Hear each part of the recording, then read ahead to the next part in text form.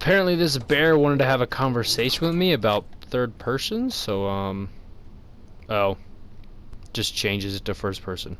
Great.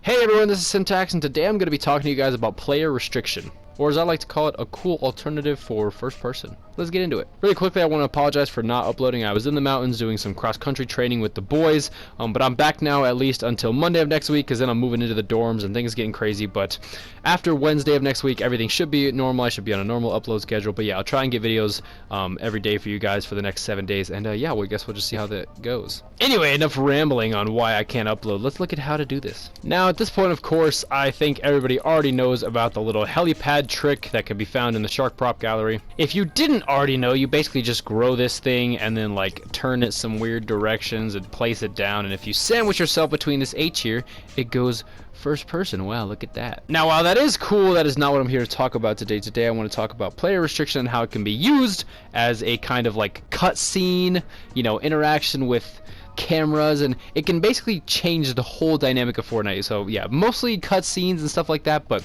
it can be used for a whole slew of things. Basically, what you're gonna first need is something to activate a barrier. So for me, I have this trigger that activates when I sit down on this chair, and I guess I'll go through the settings right now with you guys. I have trigger by player turned on, and that's the only thing from these things that is turned on. Activate on game phase none, of course. Trigger, I have it one time and transmit every one triggers.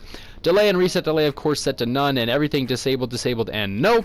And then I have it, of course, one trigger transmit on channel 1. Now, what this trigger is doing, it is activating this barrier above my head. You can put this barrier wherever you want. You can put it on the walls, put it on the floor, wherever it fits, but this is what you're going to be using to create a first-person environment and to do the player restricting. So let's look at it. I have it invisible, and I have it enabled during phase none. This is important so that the barrier is not blocking any kind of player movement or blocking any area of the map you need to be accessed to be restricted.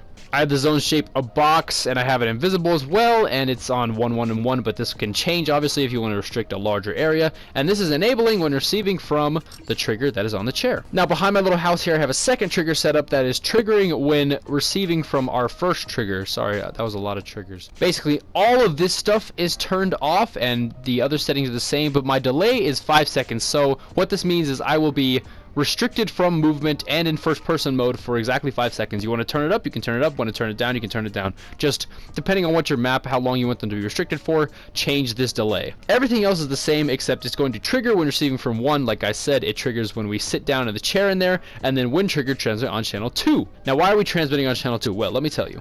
All this trigger is doing is giving us a chance to deactivate this barrier. So as you can see, it gets disabled when receiving from channel 2. So I'm going to sit down, be stuck for 5 seconds in first person, and after 5 seconds the barrier will get disabled and it will be like it never happened. Anyway, if you have everything set up properly, it should look something like this. So as you can see, I'll go ahead and walk into the house here to show you there is no barrier restricting my movement as of right now, but as soon as I take a seat in this chair, you will notice that I can look around and stuff, but I cannot move until that 5 seconds is up, and once that 5 seconds is up, I can then go back into third person and move around again. So yeah, that's how that works. So there you have it, a cool alternative form of first person as well as a player restriction mechanism that can function for things like cutscenes, class selections, anything you need in your map where you need to hold the player still while something throughout the map plays.